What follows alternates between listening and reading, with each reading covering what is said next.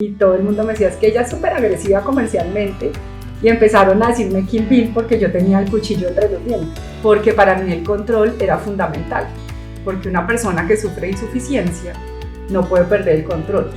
Tú terminas tratando de controlarlo todo y a todos. Yo quedé embarazada de mi primer hijo una vez y con ese embarazo me acuerdo que fui a la primera ecografía y yo ese día sentí algo totalmente diferente. Obvio, sentí una conexión total desde el corazón que yo no había podido sentir nunca antes. Entonces yo empecé a pensar y dije, yo ya no necesito a Kill Bill. Yo lo que necesito es construir más estrategias humanas, empezando por mí. Y empecé ese camino del autoconocimiento súper bonito y entendí que las relaciones humanas pues hacen milagros, que las conexiones humanas generan más plata que las técnicas y todas esas herramientas que nos dan de ventas y todo esto, y empecé a cambiar la forma de liderar. Y el día que yo, por ejemplo, entendí que la vulnerabilidad no era sinónimo de debilidad, sino al contrario de valentía, también fue súper bonito porque esa fue como esa coraza que yo me pude quitar de verdad del todo.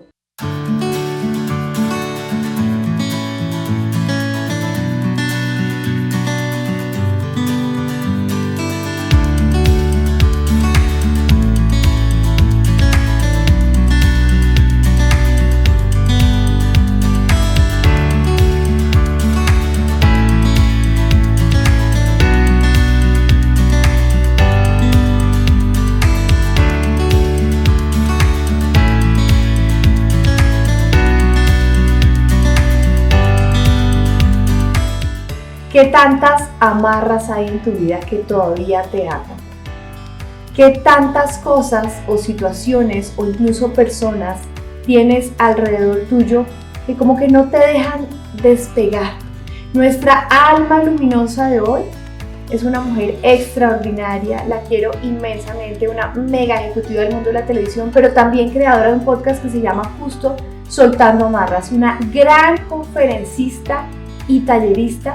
Se llama Andrea Hernández y en segundos estaremos con ella, pero antes recuerda lo de siempre, la campanita, suscribirte en YouTube, en mi canal @CaroAgaritaB y poner automático en Spotify para que se descargue todos los domingos a las 7 de la noche, Almas Luminosas, y no te pierdas ninguna prueba de que Dios existe y es real. Andreita Hernández, qué felicidad estar aquí contigo, mi Andrea hermosa, bienvenida. Muchas gracias, yo feliz de estar acá en Almas Luminosas. Divina, esta es un alma luminosa, van a ver. Mi Andrea Hernández, para quienes no te conocen, ¿quién es de verdad Andrea Hernández? Pues mira, últimamente yo me he identificado como una mujer exploradora de la vida y contadora de historias. Y es una súper contadora de historias, vamos a preguntarle muchas historias. Andrea hermosa, exploradora de la vida y contadora de historias. Cuéntame de esa niña, Andreita, que un día le pasaron cosas que la llevaron a entender la vida de una manera, y luego vamos desarrollando y ya van a ver por qué estoy preguntando esto. Bueno, esa niña nació en Villavicencio, de un papá colombiano llanero y de una mamá brasilera, que se conocieron en una playa de vacaciones. Y yo fui producto de las vacaciones de verano de esos dos seres en esa época de los 70s, de los hippies que iban echando dedo por ahí para pasear con los amigos. Entonces yo siempre digo que ese fue el primer milagro porque se despidieron un día en la playa y dijeron, bueno, chao, gracias, fue súper chévere haber pasado un buen verano, este verano. Y 3 meses después mi mamá llamó y dijo, ¿se acuerda de mí? Estoy embarazada de usted. Y entonces terminó aquí en Colombia viviendo, y ahí empezó como esta historia cuando yo nací, y pues digamos que empezaron a pasar cosas y yo decidí contarme mi propia historia. Muy bien, quiero contarles que un día estábamos en Forja, en el retiro que yo hacía, y bueno, vendrán más retiros ahora más adelante. Y de repente una persona con mucho dolor nos contó que su padre lo había abandonado Y obviamente le hicimos una intervención, fue súper sanadora, pudo sacar el dolor guardado, otra persona le pasó exactamente lo mismo. Y de repente Andrea dice, ¡ay! Esa historia me suena conocida, cuéntanos por qué. Sí, me acuerdo perfecto que la primera persona pasó, como dices tú, con mucho dolor. Después esa tarde otra persona dijo, yo me identifico con él porque me pasó lo mismo. Y después al otro día, otra persona sacó todo ese dolor que tenía dentro y dijo, yo me identifico con esas dos personas porque a mí me pasó lo mismo. Yo me quedé sola, mi papá decidió irse a vivir con otra persona, me quedé con mi mamá y yo, cada vez que ellos contaban la historia, yo decía, ay, qué pesar. Qué pesar. Qué pesar de ellos. Siento la otra iba y contaba y yo decía, ve, qué pesar que le haya pasado eso. Cuando la tercera dijo eso, a mí me dio hasta risa conmigo mismo porque fue como si me quitaran un velo encima y yo dije, ¡ah! Esa es mi historia. Esa igualita es mi historia. Pero yo jamás me conté esa historia.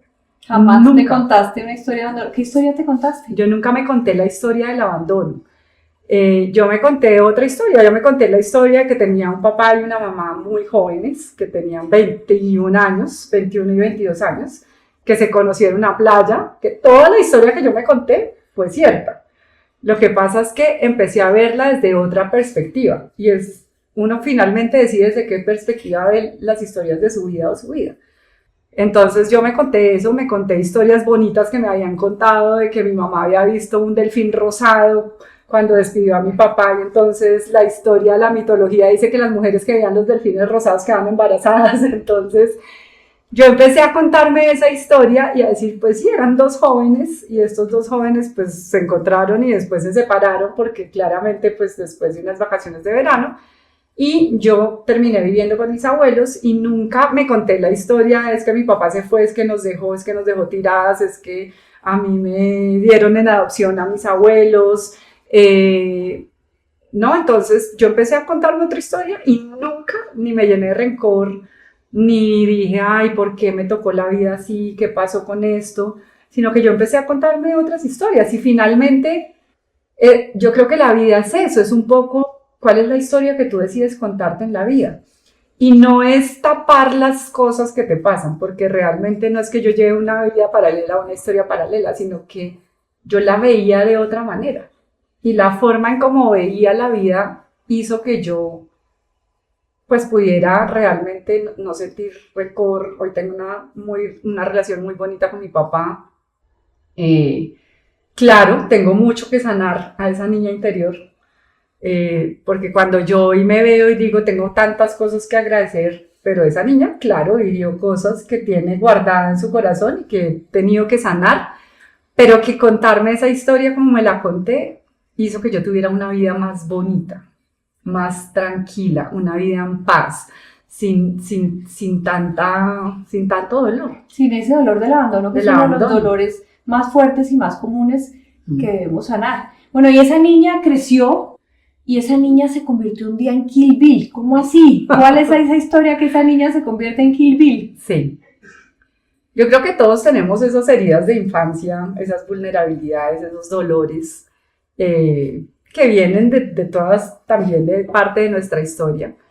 Y yo sentí en algún momento de la vida que tenía, primero que asumir responsabilidades que no eran mías, pero que creía yo que tenía que asumir. Y segundo, sentía que tenía que hacer muchos esfuerzos, digamos, para lograr las cosas. Entonces, tenía que ganarme un lugar, tenía que sentir que era suficiente. Porque esa niña chiquita que creció con sus abuelos y que esta mujer adulta agradece, porque creo que fue realmente la mejor decisión que tomaron mis papás de dejarme con mis abuelos, y esta grande lo agradece, esa chiquita pues vio que la entregaron en adopción a sus abuelos. Eso fue lo que esa niña chiquita vio. Entonces digamos que esas heridas hicieron que yo me sintiera una necesidad de ser suficiente. Y esa necesidad de ser suficiente hizo que yo desarrollara este carácter súper fuerte, que me ha servido para muchas cosas, para muchas cosas y que en el trabajo laboralmente, cuando yo empecé a trabajar en publicidad y en ventas, era una persona que era muy agresiva en principio comercialmente y todo el mundo me decía, es que ella es súper agresiva comercialmente y empezaron a decirme Kill Bill porque yo tenía el cuchillo entre los dientes. No iba a vender ahí con el cuchillo. Entonces yo iba a vender con el cuchillo entre los dientes y yo arrasaba con todo y vendía y me iba súper bien. Y entonces a las Kill Bill las aman los jefes porque son las que traen la plata y son las doers, las que hacen, traen, logran. Pero no la quieren mucho ni las personas que están a su alrededor, ni los clientes. Dicen como, uy, le voy a comprar porque está bien. Qué susto, también le compro. Exacto. Entonces, esa Kill Bill empezó a crecer muy rápido, laboralmente, y a tener equipos. Entonces yo empecé a liderar equipos y lideraba equipos, como digo yo, a veces, muchas veces desde la fuerza, ¿no? Desde el poder y desde el control. Porque para mí el control era fundamental. Porque una persona que sufre insuficiencia no puede perder el control, y menos entregarle el control a otra persona, porque si tú le entregas el control a otra persona, estás siempre preocupada de que esa persona te haga quedar mal. Entonces, tú terminas tratando de controlarlo todo y a todos. Lo cual es imposible, desgastador. Lo cual es imposible.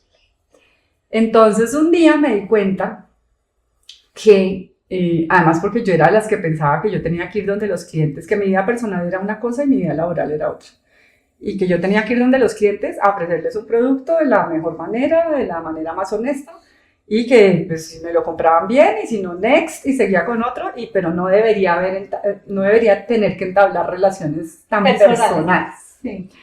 Entonces yo quedé embarazada de mi primer hijo una vez y con ese embarazo me acuerdo que fui a la primera ecografía. Y yo ese día sentí algo totalmente diferente. Obvio, sentí una conexión total desde el corazón, que yo no había podido sentir nunca antes. Porque, que esa es otra historia que va muy pegada, para mí la vulnerabilidad era el terror. O sea, yo no me podía mostrar vulnerable. Las personas vulnerables para mí eran súper débiles. Y yo rechazaba a las personas vulnerables porque yo siempre me dije a mí misma que yo tenía que ser fuerte, porque la vida me había dicho que tenía que ser fuerte.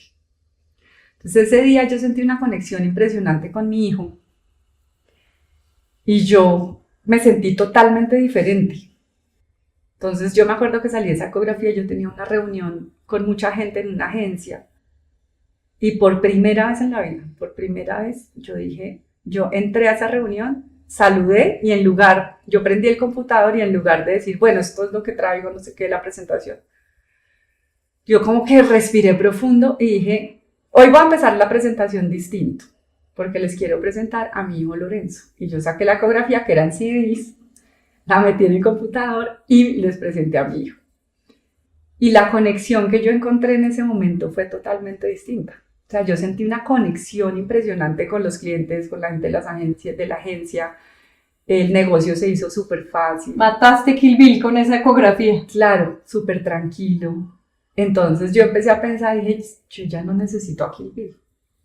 Yo lo que necesito es construir más estrategias humanas, empezando por mí. Y ahí fue que arranqué un camino súper bonito de autoconocimiento para entender quién era yo, porque yo creía que tenía que hacer todo con tanto esfuerzo, porque tenía que autoexigirme tanto, porque tenía que controlarlo todo. Y empecé ese camino del autoconocimiento súper bonito y entendí que las relaciones humanas pues hacen milagros, que las conexiones humanas generan más plata que las técnicas y todas esas herramientas que nos dan de ventas y todo esto, y empecé a cambiar la forma de liderar. Primero pues liderándome a mí misma y entendiéndome quién soy, para dónde voy y de dónde vengo, y después empecé a desarrollar un tipo de liderazgo mucho más humano. Para ahí un segundito, no, antes de ir al liderazgo más humano con los otros, voy a hacerle doble clic a aprendí a liderarme.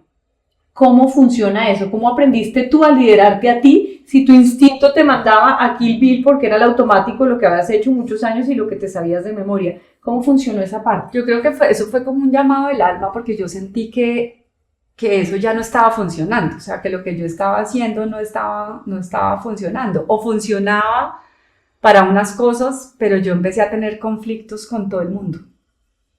Entonces, y como siempre, uno busca afuera. Entonces yo decía, pero ¿por qué creen que hablar directo es malo? Pero ¿por qué creen, si yo soy honesta y digo la verdad, por qué les parece tan malo? Entonces yo no tenía filtro para hablar con la gente, yo decía lo que pensaba, y yo sentía que el problema era de los demás y no mío, que no aceptaban la verdad, ¿no? Entonces empecé a tener como muchos conflictos y yo no me sentía bien. Y ahí empecé a hacer un coach de estructuras de pensamiento, que fue súper importante para mí, para entender un poco cuál era esa estructura de pensamiento que yo tenía y por qué era lo que me movía a hacer ciertas cosas. Y de ahí no he parado en todos estos años de hacer coach y de leer muchísimos libros, y ir a conferencias, y de ir a tus retiros, y de estar en LEAD, y de hacer certificaciones, para entender realmente quién soy y por qué actuaba así, porque eso es tan importante. A veces todo lo buscamos afuera, y yo entendí que la búsqueda tenía que ser aquí. ¿Y qué entendiste tú de ti? Yo entendí eso, entendí que tengo varios, digamos, vulnerabilidades o heridas de infancia, que he desarrollado unas estrategias para combatir esas heridas. ¿Cómo qué tipo de estrategias? Por ejemplo, una de las heridas es la insuficiencia, el sentirme que no soy suficiente para algo o para alguien. Hay cosas que son unas amenazas que a mí me las dispara inmediatamente. Entonces, en cosas laborales como en cosas personales, como una pareja, o sea, si a mí una pareja, yo sí empiezo a desconfiar de esa pareja, inmediatamente me dispara la insuficiencia, o sea, está buscando a alguien más porque no soy suficiente. Y la estrategia que yo tengo usualmente es la obsesividad. Entonces yo me vuelvo obsesiva y controladora. Entonces quiero tener todo súper controlado. Para que no pase eso. Para que eso no pase. Los famosísimos mecanismos de defensa, los muros que construimos para mantener la ilusión, porque no es real, la ilusión del control. Claro, al final es un círculo vicioso, porque esa estrategia que yo hago tiene un impacto en otras personas. Y al final eso que yo busco que no pase, pasa gracias a la estrategia que yo estoy desarrollando. Claro. Entonces, entender eso fue un regalo de la vida. O sea, fue increíble para mí, porque cuando yo entiendo eso, me doy cuenta que los seres humanos sí tenemos esos dolores, sí desarrollamos una estrategia, porque nosotros nos ponemos las gafas de cómo queremos ver la vida de acuerdo a esas heridas. Pero cuando uno entiende que las estrategias uno puede realmente diluirlas, que uno puede decir, ya no las necesito. Ya no, este mecanismo de defensa, esta estrategia, este muro que construí, tuvo su función, fue muy útil en algún momento, pero ya no, y resulta que lo dejaste ahí armado, ya es hora de tirarlo. Es hora de tirarlo. Y entonces cuando uno empieza a quitarse esas armaduras empiezas ya a poder hacer las cosas desde el ser. Desde quién eres de verdad. Exacto, y no desde el hacer. Bueno, y en tu proceso, ¿eso cómo se manifestó? Entonces, rompiste a Kill Bill con les presento a mi hijo y arrancaste con la ecografía. ¿Qué se siguió manifestando? Y ahí se manifestaron muchas cosas a través de la vulnerabilidad. Y el día que yo, por ejemplo, entendí que la vulnerabilidad no era sinónimo de debilidad, sino al contrario de valentía, también fue súper bonito, porque esa fue como esa coraza que yo me pude quitar de verdad del todo. Y es siendo vulnerable y mostrando mi vulnerabilidad, porque yo lo que hacía antes era, esa Kill Bill sacaba la espada, las dos espadas, y estaba así todo el tiempo, protegiéndose. Entonces, yo cuando bajo las espadas y digo, ya no necesito esto, ahora puedo ser vulnerable, que fue un camino súper difícil para mí. Porque vulnerabilidad era debilidad, y qué pereza los débiles. Claro, qué pereza los débiles. Yo tenía que ser fuerte, a mí la vida me ha dicho que tenía que ser fuerte. Entonces, en ese momento, comencé a mostrarme como soy, que no es para nada fácil. ¿Y qué hacías, por ejemplo? Entonces, por ejemplo, en el trabajo, en la oficina, empecé a contarles las historias de mi vida, de todas las cosas que me habían pasado, historias que habían sido muy dolorosas para mí y que yo nunca se la había dicho absolutamente a nadie, y esas historias fui soltando, por eso mi tema de soltando amarras, pero entonces fui como soltando todas estas creencias limitantes, fui soltando toda este armazón que yo me había puesto. ¿Y qué pasaba con la gente cuando tú entonces inmediatamente la gente se conectaba de una manera distinta, porque esta líder Kill Bill daba miedo. Kill Bill, la gente decía, uy no, pero ¿cómo le voy a hablar? Es que y si le digo esto y de pronto me levanta la voz. Yo nunca fui ni agresiva, ni mucho menos con la gente, pero tengo un carácter fuerte. Entonces la gente no se conecta, yo no me podía conectar con la gente, que no era que la gente se conectaba conmigo, era que yo no me conectaba con la gente. Y cuando empecé a mostrarme vulnerable fue súper lindo, porque la gente se conectaba. Y la vulnerabilidad no tiene solo que ver con hablar de sus dolores o llorar en la oficina, porque de hecho para mí se convirtió en una herramienta de innovación súper importante. Y es por ejemplo, que es el ejemplo que todos sabemos, cuántas veces en la oficina está en una reunión y alguien tiene una idea y se muere el susto de levantar la mano y decirlo, porque cree que lo van a juzgar, porque la vocecita acá está diciendo, no, pero ¿para qué la dice? Después le van a decir que es usted, que qué bruta haber dicho eso. Eso es miedo a ser vulnerable. ¿Tienes alguna historia concreta, algún ejemplo de la vida real, de algún momento que una historia tuya transformara una reunión, transformara el comportamiento de alguien en tu equipo, tocara alguna vida o generara innovación? Sí, o sea, primero, digamos, esta parte de la innovación es súper bonita porque cuando uno pierde ese miedo, entonces ya levanta la mano y uno dice, yo tengo esta idea. Porque cuando tú tienes una idea, yo lo saco de lo que habla Brené Brown cuando ella pone el ejemplo, que ella es como para mí la mamá del tema de la vulnerabilidad, y pone el ejemplo del Coliseo Romano cuando tiraban a este personaje a pelear con los leones. Entonces ella decía, claro, él está súper vulnerable porque se lo puede comer un león, pero ¿quién es el valiente? ¿Él o los que están afuera criticando y juzgando y riéndose del que está en la arena? Entonces el salir a la arena te pone en un punto vulnerable, porque te pueden decir, ¿para qué dijo eso tan bruto? Porque, ¿para qué esa idea? Entonces tú vas a estar muy vulnerable y a veces uno prefiere evitar decir para eso. Y por eso yo digo que la vulnerabilidad es un sinónimo de innovación, porque el día que tú ya no te sientes vulnerable y no te importa tirarte a la arena, pues vas a sacar las mejores ideas. Y el otro, pues cuando yo empiezo a contar mis historias reales de vida, de la vida real, de lo que he vivido yo en mi vida. Yo tengo un tío que murió con la bomba del Nogal, que fue dolorosísimo. Yo creo que en año y medio perdí un montón de gente en mi familia de cáncer. El tema de la bomba, el tema del cáncer, el tema de un primo en un accidente. O sea, fue una racha así impresionante en mi casa. Y esos dolores, digamos, sacar esos dolores, temas que yo he tenido también desde chiquita con mi mamá, con cosas que pasaron, que la gente se sorprendía porque decía, ¿en qué momento ella vivió todo esto y pasó todo esto? Y el poder sacar ese dolor hace que la gente no se sienta sola. No solo uno no se siente solo, sino que los demás también se sienten acompañados. Porque también hay historias en todos. De acuerdo. Y oír que, wow, mi jefa, Andrea, la líder, tiene esta historia, no soy el único, y qué delicia que comparto algo con ella. Exacto. Y eso, pues, ha sido súper bonito, y siempre recibo de verdad comentarios súper lindos de la gente que viene y me dice, uff, usted me ayudó a ver la vida de una manera distinta, ahora veo esto que me pasó diferente. Entonces ha sido súper bonito por eso, porque uno termina acompañándose en el proceso y terminas creando unos vínculos que generan mucha confianza. Y a las personas, a los líderes se les olvida que hoy en día los equipos que confían en ellos mismos son equipos mucho más productivos. Totalmente. Mucho más productivos.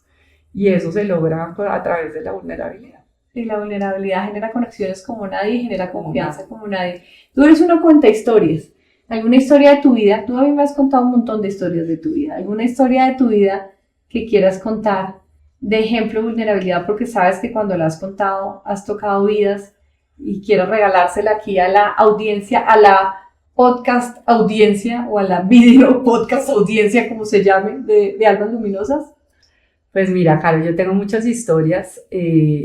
Yo creo que hay una historia que a mí me marcó la vida muchísimo, que nunca la he contado, pero la conté en mi oficina, que de hecho además se la conté a mis hijos también hace muy poco, y es que cuando yo vengo de una familia, pues mis abuelos, imagínate, son abuelos conservadores de esa época.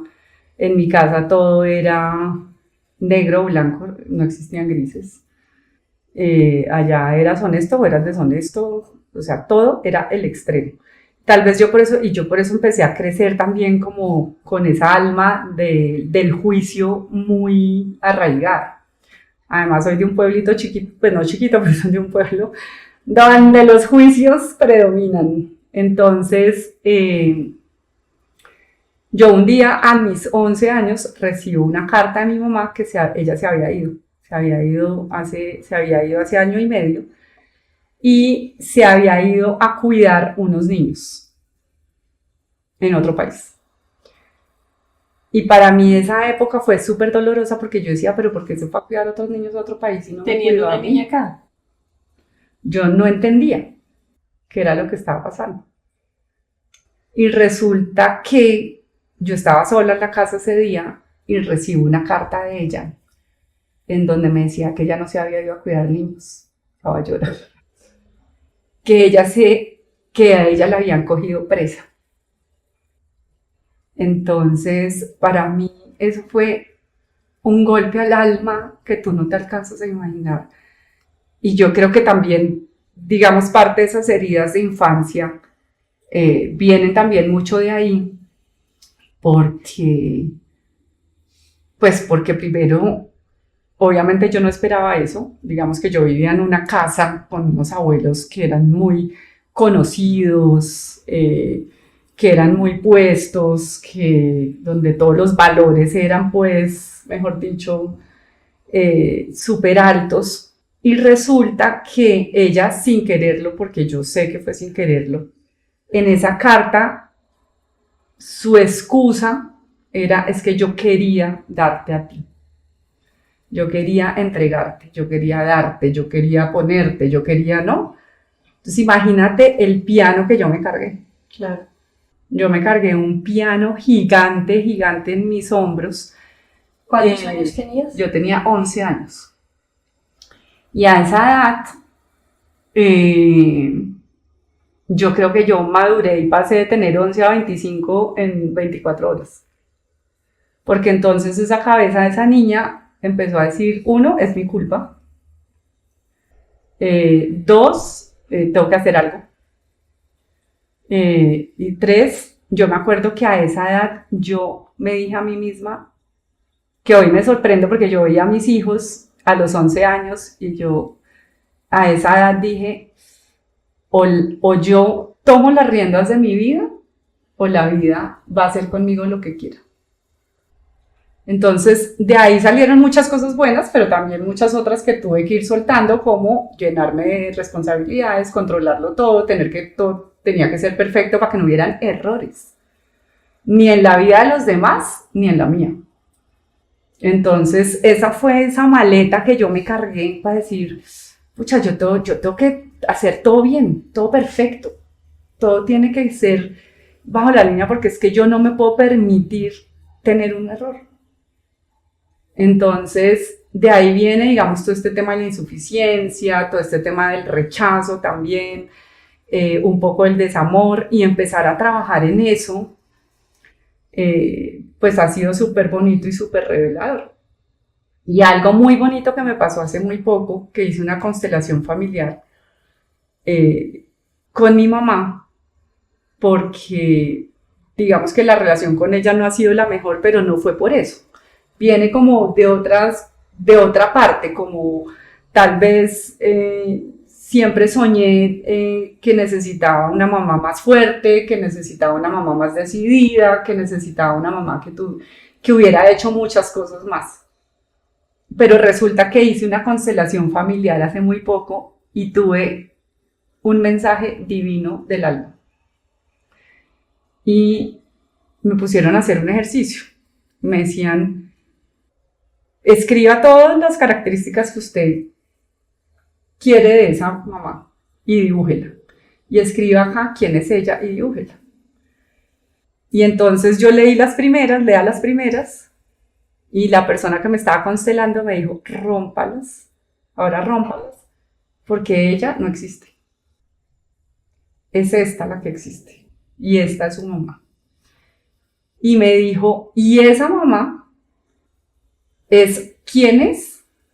Porque ella vino al mundo a darle el espacio a usted. Todo lo que ella dejó de hacer en su vida, lo hizo para que usted pudiera ser quien es hoy. Y yo no lo había entendido hasta ese momento. Entonces ella me decía, pues yo le decía, yo sentía un dolor en el estómago, que el estómago se me iba para atrás y yo decía, pero es que ¿por qué ella hubiera podido hacer las dos cosas? Y me decía, no, porque espiritualmente ella se cedió ella para que usted fuera. Y yo en ese momento entendí que esa persona que yo pensé que no me había dado nada, me lo había dado todo. Wow, Andreita, qué poderoso. Sí. ¿Qué cambió en ti a partir de ese día? Pues cambiaron muchas cosas, cambió mi forma de verla, cambió mi forma de verme,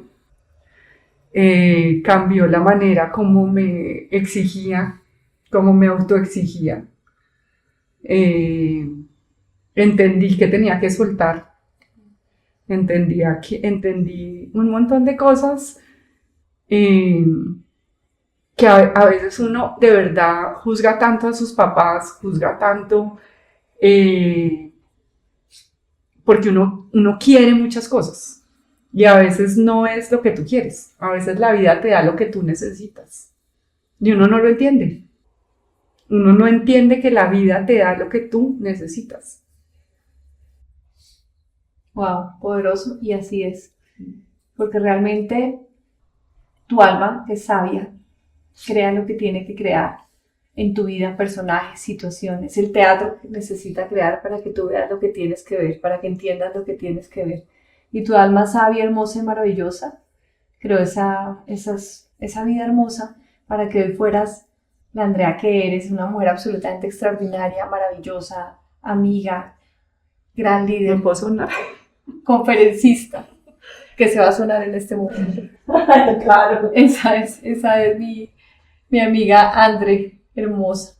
Esperen. Está aquí. ¿Cierto? Claro, ellos se dedican. Sí. Volvemos por corte directo, no te preocupes. Entonces miren lo que cargo en la cartera. Yo cargo en la cartera y en el bolsillo. Tengo una grande, pero esta chiquita la cargo en la cartera en el bolsillo porque esta es Andrea chiquita. Y a esta le hablo todo el tiempo y le digo todo lo bien que va a estar en la vida. Para que esta Andrea chiquita entienda que lo hizo muy bien. Todo lo bien que ya está en la vida. Esa Andrea chiquita está ahí dentro de ti. Sí. Y está bien. Sí. Andre, ¿de dónde nace Soltando Amarras? ¿Por qué soltar amarras? Soltando Amarras nace porque cuando yo empecé este camino del autoconocimiento, yo sentía que necesitaba cambiar algo en mi vida, que necesitaba transformar algo en mi vida y no sabía por dónde empezar. Y la vida pues me fue poniendo los caminos, que hice el coach y después pues leí mucho, me certifiqué en muchas cosas, te encontré a ti en mi vida. Entonces eso hizo que yo dijera, ¿cuántas personas no están así en este momento? Que saben que tienen un llamado en el alma, en el corazón, que saben que tienen que cambiar o que quieren cambiar, que quieren transformar algo, que quieren pasar de un lugar a otro y no saben cómo hacerlo. Entonces yo dije, ¿por qué no compartir mi historia de vida, mi historia personal y compartir con la gente esas personas que me han inspirado y me han ayudado en este camino, como tú. Y entonces lancé el podcast que se llama Soltando Amarras, y en ese podcast pues cuento historias mías y cuento también, tengo invitados especiales para que nos cuenten cómo hicieron y qué tuvieron que soltar para avanzar. Porque a mí lo que me pasó es que uno a veces tiene toda la voluntad de hacer las cosas y uno dice estoy listo para arrancar, y uno va a arrancar y uno como que siente como un ancla, como que no puedes, y dices pero ¿qué me pasa? Entonces yo siempre pongo el ejemplo de que cuando uno quiere arrancar un barco, por más fuerza y por más aceleración que le ponga al barco, no va a arrancar si no ha soltado el ancla, si no ha soltado las amarras. Entonces para mí las amarras es todo eso que uno tiene que soltar para poder avanzar, las creencias limitantes, la voz aquí que se está hablando diciéndole cosas que no son, reconocer las heridas de infancia y las estrategias que uno tiene en la vida, que uno también tiene que soltar, entendiendo que cuando uno suelta esas estrategias pues su vida va a fluir mucho mejor. Entonces de ahí nace Soltando Amarras.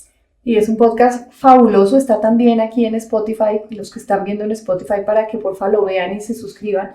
Andrea es un ejemplo de soltar amarras, esa niña chiquita que decidió soltar una amarra que hubiera podido ser de sentirse la niña abandonada y eligió verlo diferente.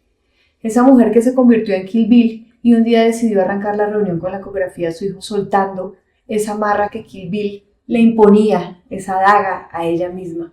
Esa mujer que soltó la amarra de sanación con su madre el día que entendió la verdadera razón, el espacio que su madre le había dejado. Es una mujer que ha soltado amarras, ayuda a otros, acompaña a otros, guía a otros para que otros suelten las amarras.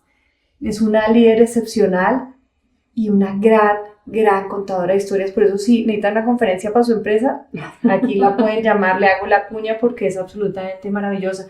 Andreita linda, para ir cerrando, ¿qué mensaje de tu alma así que te llega si quieres dejar para cerrar este episodio de Almas Luminosas? Bueno, yo creo que el mensaje más importante y lo que me ha quedado a mí en la vida es que el conocerse a sí mismo es tal vez la herramienta más importante que uno puede darse y regalarse a uno mismo, a los que lo rodean, y regalárselo al mundo. Porque cuando tú te conoces a ti mismo y entiendes